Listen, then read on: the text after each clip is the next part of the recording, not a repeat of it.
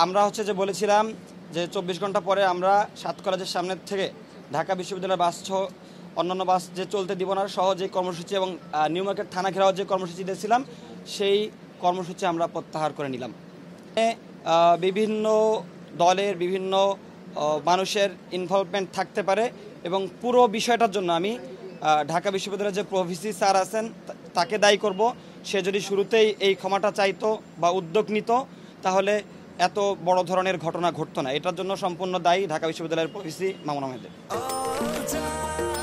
নিশ্চিন্তে খান স্বাস্থ্যকর all time পান, অল টাইম হেলদি লাইফ। আমাদের প্রথম দাবি ছিল হচ্ছে ঢাকা কলেজ সহ 7 কলেজ শিক্ষার্থীদের সঙ্গে ঢাকা বিশ্ববিদ্যালয়ের শিক্ষার্থীদের সংঘাতের দায় নিয়ে ঢাকা বিশ্ববিদ্যালয়ের প্রভিসি মামুন স্যারকে ক্ষমা প্রার্থনা করে পদত্যাগ করতে হবে।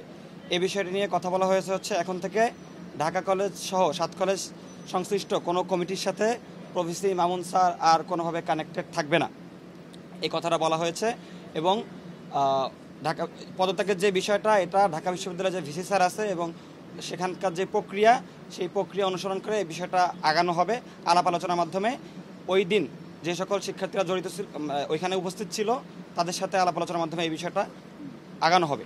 2 নম্বর দাবি ছিল আমাদের ঢাকা কলেজ শিক্ষার্থী রাকিবকে হত্যার উদ্দেশ্যে হামলাসহ ঢাকা কলেজের শিক্ষার্থীদের উপরে নিউ মার্কেট থানা পুলিশের যে আক্রমণ সেটার বিরুদ্ধে বিভাগীয় তদন্ত করে ব্যবস্থা নেওয়ার যে বিষয়টা সেখানে তদন্ত করার জন্য 3 দিন সময় নেওয়া হয়েছে।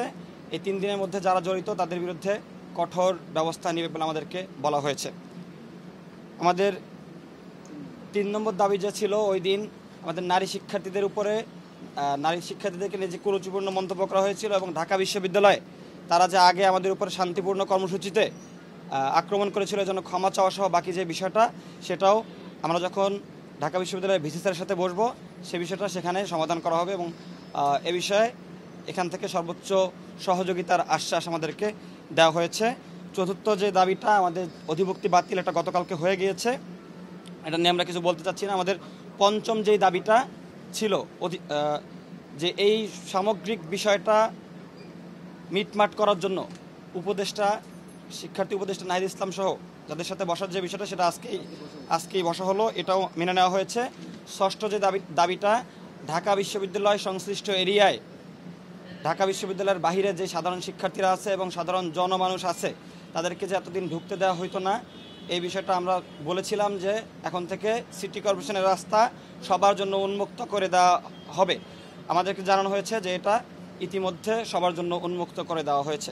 মোটামুটি আমাদের সব দাবিগুলোর বিষয়ে অত্যন্ত পজিটিভ এবং যেগুলো তাৎক্ষণিক পূরণ করা সেগুলো পূরণ করা হয়েছে।